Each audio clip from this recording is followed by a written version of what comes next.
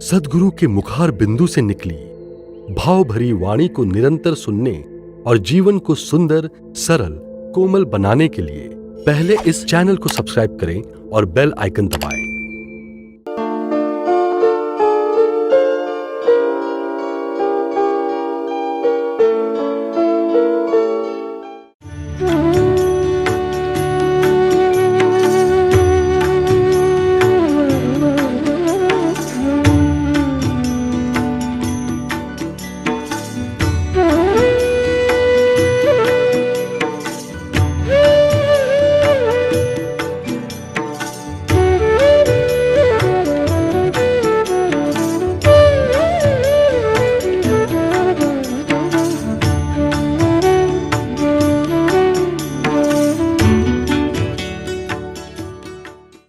ये संसार सुख और दुख दोनों भावों से व्याप्त है।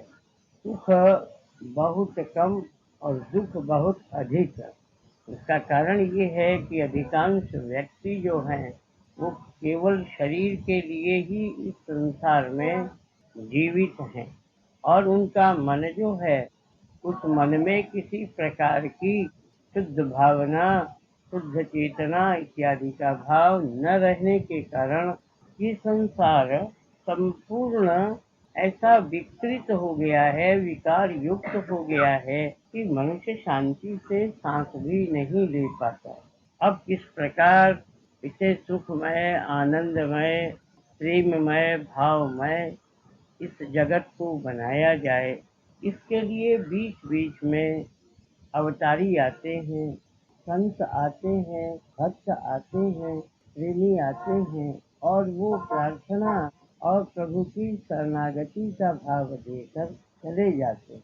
उनकी वाणी का प्रयोग केवल पुस्तकों में रह जाता है, लिखित रूप से, लेकिन जीवन में उसे स्थान देने के लिए कितने व्यक्ति इच्छुक हैं। यहाँ रहने पर प्रत्येक रविवार को कुछ न कुछ बातें कही जाती हैं और उन बातों का सुनने वालों के हृदय पर कैसा प्रभाव पड़ता है, वो प्रभाव क्षणिक है या वो प्रभाव स्थायी है, ये तो सुनने वाले ही कह सकते हैं। लेकिन यदि वाणी का प्रयोग किया गया और उस प्रयोग के द्वारा दूसरे प्राणी को शांति न मिली तो वो केवल एक व्यर्थ प्रयत्न मात्र ही रह जाता है। कुछ लोग अपना पंथ बढ़ाने के लिए कुछ करते हैं, कहते हैं और कुछ ये कहते हैं कि पंथ क्या बढ़ाना, पंथ तो अपने आप बना हुआ है और वो यही कि मनुष्य शांति से रहे, जीवन में कुछ ऐसी साधना का रास्ता पकड़े कि जिससे कि वो शांति से रह सके। तन का भोजन अन्न है और मन का भोजन भजन है, लेकिन इस बात को एक बार नहीं 1000 बार कहने पर भी आज भी मनुष्य तन के भोजन के लिए ही व्याकुल है, भजन के लिए कहाँ। यदि भजन के लिए लोगों की वृत्ति जागृत होती तो फिर ये दुनिया कुछ और होती।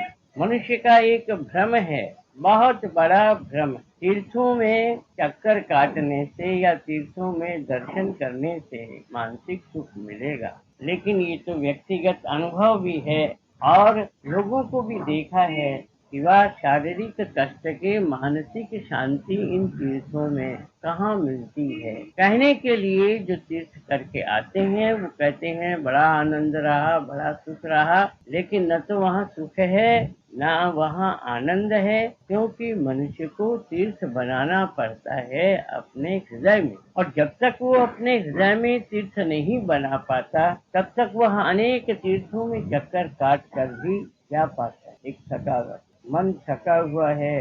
अब इस थके हुए मन को हम कैसे प्रेरणा दें जिससे कि मन शांत होकर काम कर सके। क्या किसी से ये कहा जाए कि तुम उपवास करो, उससे तुम्हारे तन की मन की शुद्धि होगी, या किसी से ये कहा जाए कि तुम साधना करो, इससे तुम्हारे मन को शांति प्राप्त होगी, या किसी से ये कहा जाए कि अहंकार जो है तुम्हारा यही तुमको शांत नहीं रहने देता, इसे ही तुम जिसको अपना आराध्य मानो, भगवान मानो, जो कुछ मानो, उसी के चरणों पर तुम रख दो इसको, और रख ही नहीं दो, निश्चिंत होकर संसार में विचरण करो। कांटों के भीतर से निकला जाता है, निकलना पड़ता है, लेकिन निकलने वाले की यही चेष्टा रहती है कि मेरे कहीं कांटा चुभ न जाए। चारों तरफ विचारों की झाड़ियां लगी हुई हैं, जो हमेशा ही मनुष्य को शांति नहीं देने देती, लेकिन जिस व्यक्ति ने ये समझ रखा है रास्ता मुझे पार करना है, और पार करने के समय ये जो झाड़ियां हैं, ये जो चुभने वाले कांटे हैं, इनसे तो मुझे बचना। किसी ने एक बात कह दी और आप अप्रसन्न हो गए। कभी आप ये सोचती हो कोई ऐसा भी व्यक्ति है क्या दुनिया में? आप जरा नजर फैला करके देखो, क्या कोई ऐसा भी व्यक्ति है जो आपको हृदय से लगाकर आपके भीतर की भावना को शुद्ध करने के लिए हमेशा ही सचेष्ट है? आप एक तीर्थ क्यों, अनेक तीर्थों में आप चक्कर काट सकती हो, और यहाँ भी बहुत से मंदिर बने हुए हैं, लेकिन मंदिर में जाने के पहले मन जो है मंदिर की तरह न हो, तब तक उन मंदिरों का दर्शन क्या दर्शन है? जब मनुष्य के हृदय में बेचैनी है, व्याकुलता है, निरर्थक भावों की चक्की में वो पिसा जा रहा है, ऐसा व्यक्ति यदि कहीं दर्शन भी कर आए, देख भी आए, तो क्या देखा? जब मेरा मन ही खुश नहीं, तो केवल कर्तव्यवश मैं यदि 10, 5, 50 दर्शन भी कर आऊं, तो उन दर्शनों से मेरी तृप्ति कहाँ? मेरी भावना मेरे भीतर, मेरे विचार मेरे भीतर, मेरा प्रभु मेरे भीतर, फिर भी मैं शांत नहीं हो पाता। पागल की तरह स्वप्न में यदि किसी व्यक्ति को पकड़ करके सुख पाना चाहता है, तो वो स्वप्न की वस्तु है, और आंख खुलने पर मालूम हो जाएगा कि वो स्वप्न था, उसमें कुछ नहीं, केवल एक कल्पना मात्र थी, जिससे कि मनुष्य सुख दुख मानता। ये जगत का व्यवहार जो है, ये भी एक कल्पना है। दुखी को कौन हृदय से लगा सकता है? क्योंकि स्वयं ही दुख से जर्जरित हो रहा है प्राणी। कहाँ है उसके प्राणों में शांति, और कहाँ है उसके पास भक्ति, कहाँ है उसके पास ज्ञान? किताबें रख छोड़ी हैं, दिल किसने फैलाया? केवल किताबों के आधार पर, माला के आधार पर, मूर्ति के आधार पर लोग शांति देना चाहते हैं, लेकिन वो ये नहीं जानते कि शांति इन किताबों में नहीं, इस मूर्ति में नहीं, शांति तुम्हारे हृदय में है, तुम्हारे विचारों में है, तुम्हारे मन में है, तुम्हारे भाव में है। कहाँ एक जंगली आदमी की तरह चक्कर काटते हुए कि कैसे मेरा ये जंगलीपन दूर हो, लेकिन लोग तो ऐसे हैं कि जंगल में मंगल करते। इस निरर्थक जीवन को, ये काया कल्पित शरीर जो है, जो हड्डी और मांस और मज्जा का बना हुआ है, उसको एक पवित्र धाम मनुष्य बना लेता है अपने विचारों से। हम दुखी थे नहीं, हम दुखी हो सकते नहीं, हमारा जीवन दुखपूर्ण हो सकता नहीं, फिर हम दुखी क्यों? फिर हम अनाथ क्यों? फिर हम अपने आप को संभाल क्यों नहीं पाते? का कारण है हमारा हृदय शुद्ध नहीं, हमारे विचार ठीक नहीं, हमारे मन की व्याकुलता कभी शांत नहीं होती। हम बैठे हुए हैं कहीं और सोच रहे हैं कुछ ऐसे संसार के बारे में जो कि नाशवान, अविनाशी जो है प्रभु का भाव है, सर्वत्र व्याप्त है, हर जगह लहरें उठती हैं प्यार की, लेकिन इंसान उस प्यार की उठती हुई लहरों के ऊपर फेंक देता है अपने विचारों की मिट्टी, और उस बहते हुए जल में एक बाधा पैदा कर देता है। क्यों नहीं सुख मिलेगा मनुष्य को? और यदि नहीं मिलता है तो क्या उस निर्माता ने, जिसने ये जगत बनाया है, क्या वो निष्ठुर था जिसने प्राणियों को कष्ट देने के लिए जगत बनाया? नहीं। निष्ठुर रहा कि नहीं रहा ये बात तो दूसरी है, लेकिन ये बात तो समझ में आती है कि जब कभी प्राणी प्रभु को पुकारता है तो उसे कहता है, दीन बंधु, दीन दुखियों का प्यारा है तू, सबको हृदय से लगाने वाला है तू। इस प्रकार की प्रार्थना मनुष्य दिन रात करता है, लेकिन न जाने उसकी प्रार्थना इधर उधर कैसे चली जाती। बात यह है, लक्ष्य की प्राप्ति के लिए, लक्ष्य की प्राप्ति के लक्ष्य की भावना को छोड़ देना पड़ता है। बात नहीं समझ में आई होगी। लक्ष्य जो जीवन का लक्ष्य है, उसकी प्राप्ति के लिए ये लक्ष्य जिसे लाख कहते हैं, उस लाख की ओर ध्यान न देकर अपने जीवन के लक्ष्य की ओर मनुष्य को दिन रात सचेत रहना पड़ता है। दुनिया में दुख भोगने के लिए नहीं आया, मैं दुनिया पर क्या करने के लिए आया, क्यों आया, मेरे जीवन का क्या उद्देश्य है? क्या रोटी कपड़ा? ये तो तुच्छ चीज है, इसको तो भगवान ने यूं ही दे रखा है इन पक्षियों को। आप देखो पक्षी को, वो किसी के यहाँ कपड़ा मांगने के लिए नहीं जाते, वो किसी से भीख मांगने के लिए नहीं जाते। ये दुनिया है, ये उनके विचरण का स्थान है, नाचते हैं, गाते हैं, जहाँ जो कुछ मिल जाता है वही उनके उधर के लिए पूर्ति का कारण बन जाता है। और एक हम मनुष्य हैं, जिसे कि कहा गया है कि भगवान का दूसरा रूप यदि किसी को देखना हो तो मनुष्य के रूप में देखो। और इसीलिए जिन्हें हम महात्मा कहते हैं, साधु कहते हैं, ये कथन तो अलग है, लेकिन सचमुच में जो महात्मा है उसको तो देखने से ही आत्मा में संतोष अपने आप आता है। एक व्यक्ति से बातचीत हो रही थी, वो भी किसी गुरु को मान करके काम करने वाला है। उसने ये कहा कि महात्मा का लक्षण क्या महात्मा का ये लक्षण है कि पुस्तकों की किताबों की कुछ बातें सुनाए। उसने कहा महात्मा का पहला लक्षण है कि उसके समीप बैठते ही शांति का अनुभव होने लगे। ये पहला लक्षण है महात्मा का। जिसकी आत्मा शुद्ध है, जो आपसे कुछ नहीं चाहता, आपसे ये चाहता है तुम सुख से रहो, तुम प्यार से रहो, तुम आनंद से रहो, तुम अपना जीवन को कुछ ऐसा देखो कि जिसमें तुम्हारे देखने मात्र से तुम्हारे हृदय में एक शांति की भावना आए। व्यक्ति क्यों रोता है? रोता है अपने कर्मों से। ऐसे कर्म ही नहीं करता कि जिससे कि उसे मानसिक शांति मिले। आज वो दुनिया की वस्तुओं को इकट्ठा करने के लिए पागल है, खेलता नहीं उनसे, इकट्ठा करने में लगा है। खेलने का मतलब क्या है? खेलने का मतलब वही है जैसे रामकृष्ण परमहंस ने मिट्टी उठाई एक तरफ, सोने के कुछ सिक्के उठाए एक तरफ, सोना माटी सोना माटी माटी सोना, ये कह करके फेंक दिया माटी में। उस अवस्था तक पहुंचने के लिए तो प्राणी को न जाने कितना परिश्रम करना पड़े। और इसी जीवन में ये भावना आए कि नहीं आए, 1000 मनुष्य चेष्टा करे। और 50 बार कहा गया है कि सोना मिट्टी क्यों है? सोना मिट्टी इसलिए है कि मिट्टी से निकला हुआ ये सोना है। सोने की खान मिट्टी, और उस मिट्टी के भीतर एक चमकती हुई चीज आपको मिल गई। आप जानती हैं, एक जो भील है वो आपके सोने के गहने कहाँ पाएगा? उसको तो कौड़ी जो होती है उसी को एक गहना बना करके अपने गले में डाल रखा है, वो भी गहने का उपाय है। एक भील, एक संथाल है, उसको भी आज गहने की आवश्यकता है। गहने की आवश्यकता तो अवश्य है, लेकिन ग्रहण करने की आवश्यकता नहीं। यदि गहने के साथ वो ग्रहण कर पाता दुनिया की भावना को कि ये दुनिया क्या है।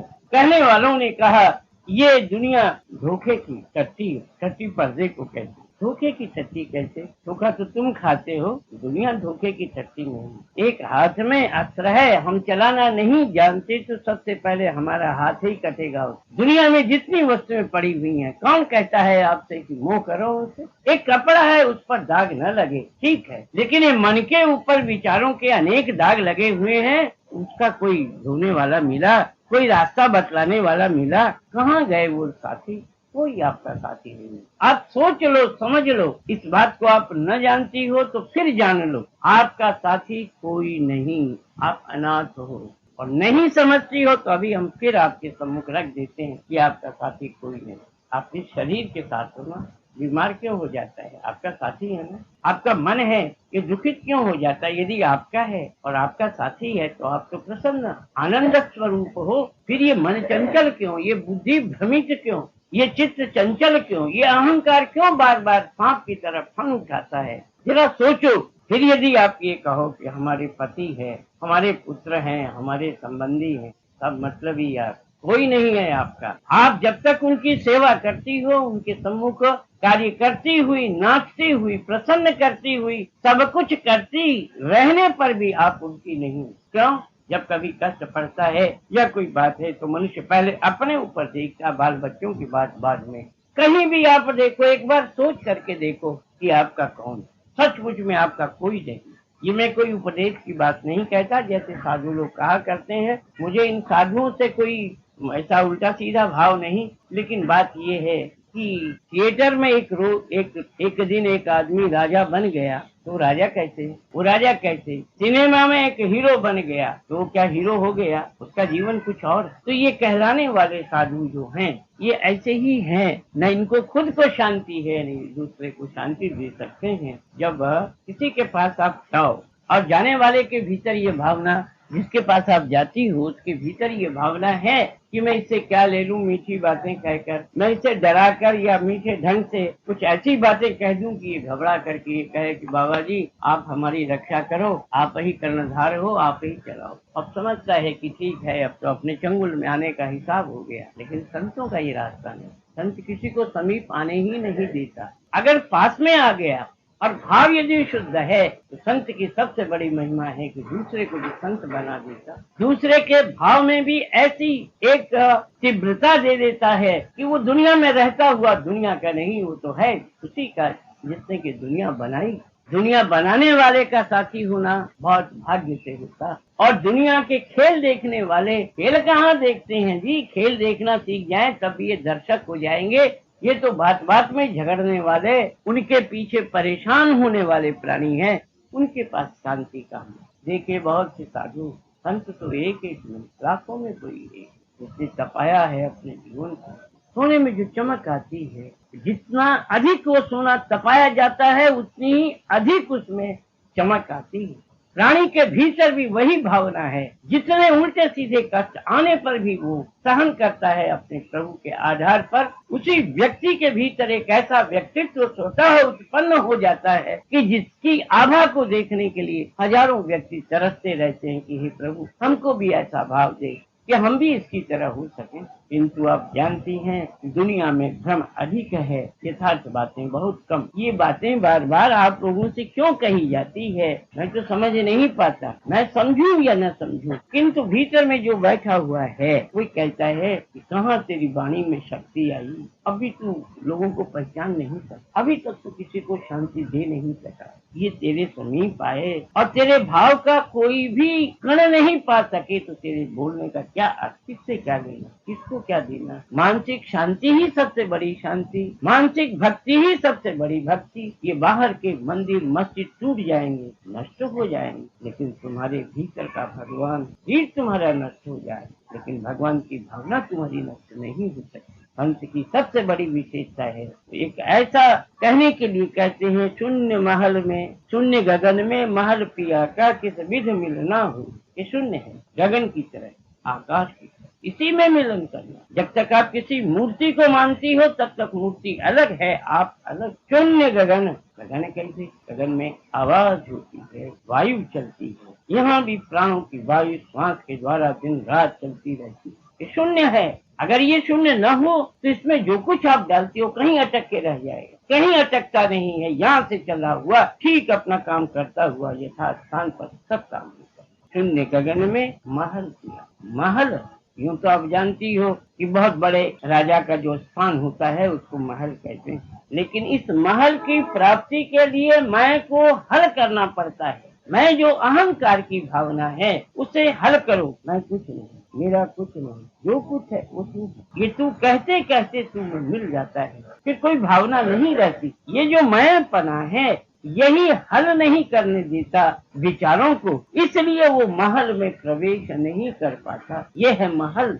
मैं को हल करो विचारों को, नहीं तो ये महल मल बन जाएगा। विचारों का मल महल नहीं है, हटा मल। केवल मल की भावना मनुष्य के भीतर रहेगी, और जब तक मल है तब तक कमल। कमल कैसे खिले? अरे भाई मल हो लेकिन जल भी हो, जल हो तो शांति का जल हो, भाव का जल हो, तब इसी हृदय के भीतर, इसी मल के भीतर वो हृदय का कमल खिल उठेगा। किंतु ये बातें भी किससे कही जाती हैं? उनसे कही जाती हैं कि जो जरा सा कष्ट आने पर छटपटाने, और हमेशा कष्ट के समय तो पुकारने वाले मिल जाएंगे, लेकिन प्यार से पुकारने वाले कहाँ मिलेंगे? कबीर ने कहा, सुख में सुमरन सब करे, सुख में करे न को। ठीक है, उसकी बुद्धि यहीं तक गई थी कि सुख में करे न को। बात यह है कि जिस रोज मनुष्य सुख में उसे याद करेगा, उस रोज ये सुख शरीर का हट करके आनंद में मगन हो जाए। सुख की शुद्धि होगी किससे? आनंद के भाव से।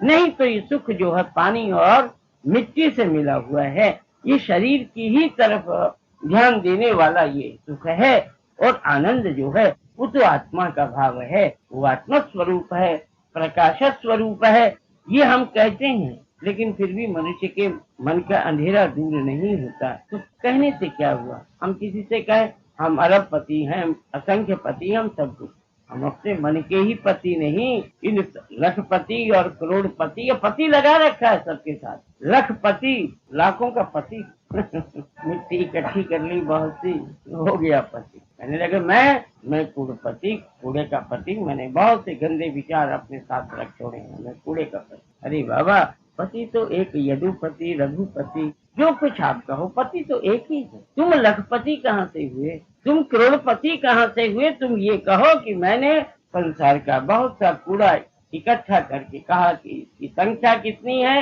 लाख, मैं लखपति हूँ। इसकी संख्या कितनी है, करोड़, में करोड़पति हो गया। पति नहीं। यदि पति हो तो तुम्हारी पत रखे, तुम्हारी इज्जत बढ़ाए, तुम्हें शांति दे, तो तुमको नचाता है, तकलीफ देता है। आज पैसा है, कल कुछ उल्टा सीधा हुआ, पैसा निकल गया। ये कैसा पति, जो विपत्ति पड़ी तो भाग खड़ा हुआ। पति का पता चलता है विपत्ति में। जब विपत्ति आती है तब यथार्थ जो पति है उसका पता लगता है कि मेरा पति कौन। आज मैं विपत्ति में हूँ। विपत्ति में पड़ करके जब द्रौपदी ने पुकारा उस यदुपति को, अब तक वो यूं ही मुंह से कहा करती थी कृष्ण कृष्ण, लेकिन जिस रोज आफत पड़ी और उस समय उसने बहुत ऊंचे भाव से उसको द्वारिकापति कहा, द्वारिकाधीश कहा। प्यार सीधी चीज नहीं। जिस रोज आप प्यार करोगी उस रोज आप अहंकार रख नहीं सकोगे। जहाँ अहंकार है वहाँ प्यार नहीं। तो पुकारने वाले की पुकार में, विशेषतः विपत्ति में जब प्राणी पुकारता है तो उसकी पुकार तो कभी व्यर्थ जाती नहीं। किसी न किसी रूप से उसको शांति मिलती ही है। 30 मिनट घड़ी ने पूरे कर दिए। 30 मिनट में बोलता हूँ और इतनी बातें कह करके भी मैं नहीं समझ पाया कि मैंने आपको क्या कहा और आपने क्या समझा। बातें बहुत कह गया, कुछ तो बोला ही होगा, क्योंकि एक एक मिनट में 5-4 2 शब्द तो निकलते ही रहते हैं। सैकड़ों शब्द मुख से निकल गए, लेकिन आपके हिसाब में आपको क्या प्राप्त हुआ ये मैं कैसे कह सकता हूँ। इसे तो आप ही समझ करके कह सकोगी कि आप यहाँ आई, क्या मिला आपको। कभी आपने सोचा कि हम रविवार को वहाँ जाते हैं, हमको क्या मिलता है? यदि आप ये कहो केवल मौखिक बड़ी शांति मिलती है जी, तो आपकी वाणी से ही पता लग जाएगा कि आप बनावटी बातें कहती हो कि आप यथार्थ बात कहती हो। देखो, जिसका दिन रात का काम है सोने को पहचानना, वो तो कसौटी पर बैठता है। और यहाँ जो संत भाव वाले व्यक्ति हैं वो कसौटी पर नहीं कसते, वो दूसरे के दिल पर कसते। आपके दिल पर आपकी भावना कसी जाएगी, पत्थर के ऊपर सोना नहीं, बल्कि आपके दिल पर भावना का देखना पड़ेगा। किस भावना से ये बोल रहा है। वाणी अपने आप बोलती है, कसौटी अपने आप बतला देगी कि इसके भीतर इतनी चीज है। किसे आप धोखा दोगी? धोखा आप अपने को देती आ रही हो, ये आपकी इच्छा, लेकिन उसको आप धोखा नहीं दे सकते। वो तो ऐसा भीतर बैठा हुआ है कि वो किसी का धोखा दे, किसी को देता नहीं, किसी से खाता नहीं। वो तो ठीक शांत होकर के जब आप बोलोगी तभी हाथों हाथ तो समझ लेगा। मुंह पर आपके क्यों नहीं कहता, देखता है अभी अबोध है, इसको कुछ और कह दोगे भाग खड़ा होगा। शायद कहीं आगे चलते चलते कहीं न कहीं इसको रास्ता मिल जाए तो ठीक। तो इतनी बातें कह करके भी हम क्या कहें आपसे। हम तो यही कहेंगे कि भाई अहंकार छोड़ करके है यदि कोई प्रभु तो याद करो उसको।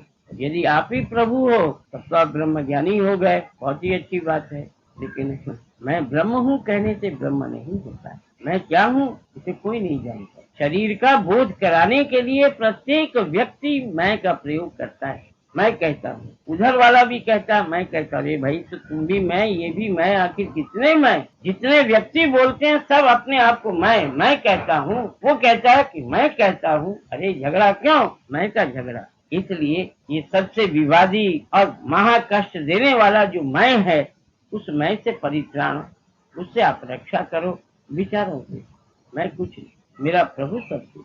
बस ये 2 बातें आप याद रखो। मुझ में शक्ति नहीं, लेकिन मेरे प्रभु में इतनी शक्ति है कि संपूर्ण जगत को वो शांति दे सकता है। ऐसी भावना रख करके आप अपने जीवन को यापन करो तो सचमुच में आपको जीवन का एक नया आनंद मिलेगा। एक जब होगा तब बताओ, खुद ही बताओगे। हम क्यों कहें आपसे क्या मिलेगा? हम अगर आप पहले से कह दें तो आप कल्पना से बोलना शुरू करोगे। इसलिए हम किसी से कभी कहते हैं, यही कहते हैं भाई ऐसा होता है, आप करके देखो, आपको मानसिक शांति मिले तब तो समझो कि आपका आना जाना ठीक है। और मानसिक शांति न मिले, क्षणिक शांति मिले तो चलो बाबा थोड़ी देर का ही आराम से। अब हम क्या कहें? हम तो ये नहीं चाहते कि आप थोड़ी देर का आराम करके भूल जाओ चीज को। हम तो ये चाहते हैं कि आप मगन होके चलो कि दुनिया देख करके कहे ये सत्संगी। एक एक का रूप आपका ऐसा हो कि जो आपको देखे वो समझ जाए कि सत्संगी। आपको मुख से न कहना पड़े। यही हम चाहते। आपके जीवन का इतना सुंदर रूप बने कि लोग देखें और बार बार नमस्कार करके अपने जीवन को धन्य समझें। आप नहीं जानती हो कि आप किसकी संतान, आप संत की संतान। संत के भीतर इतनी शांति, इतना प्रेम, सबके प्रति इतना अधिक भाव होता है कि जहाँ जाता है वहीं आनंद बरसाता हुआ चला जाता है।